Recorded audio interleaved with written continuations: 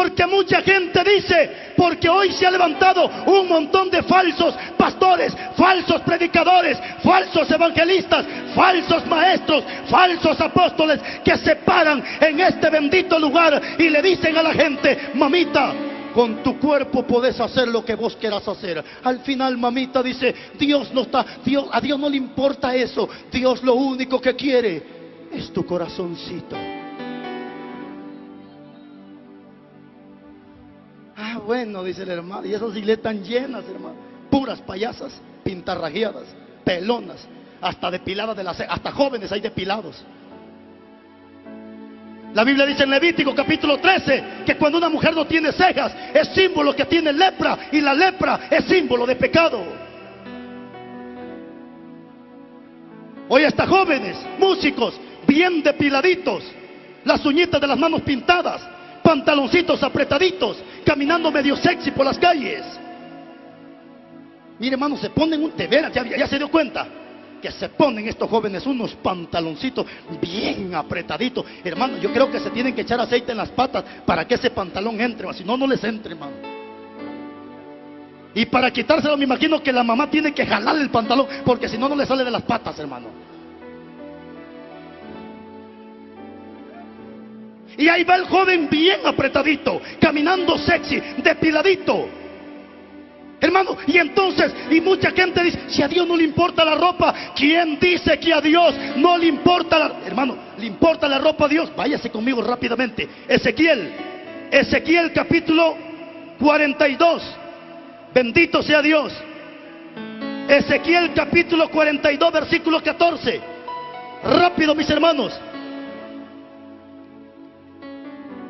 Y que me escuchen todos estos pastores endemoniados, evangelistas y ministros, pero de Satanás, dice 2 Corintios 11:14.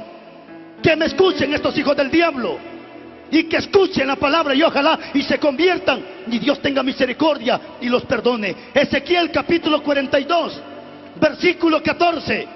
Vamos a ver si a Dios le importa la ropa o no le importa la ropa. ¿Lo tiene? Dice: cuando los sacerdotes, deténgase un momento, cuando los sacerdotes, ¿a quién le está hablando Dios?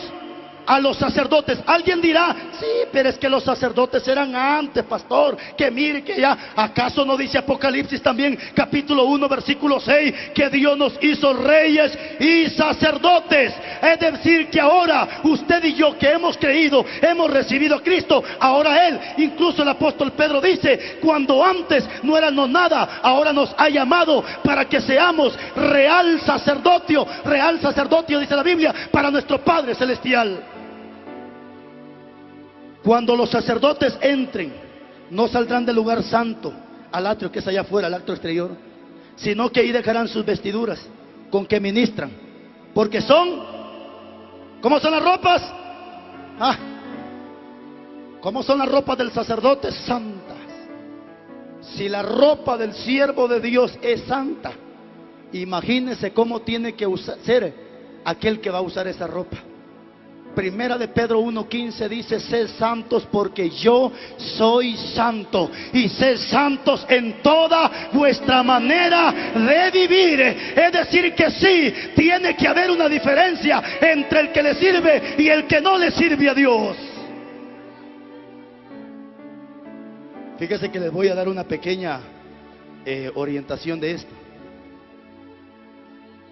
Si a mí me llaman extremista, entonces hoy le estoy presentando un Dios extremista.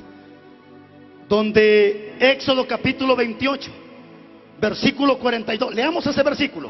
Mire, a Dios interesaba aún de nuestra ropa interior, hermano. ¿Y usted qué está hablando? Mire lo que dice la Biblia. Aún, para que mire que aún la ropa que iba por dentro, a Dios le interesaba. Éxodo capítulo 28, versículo 42.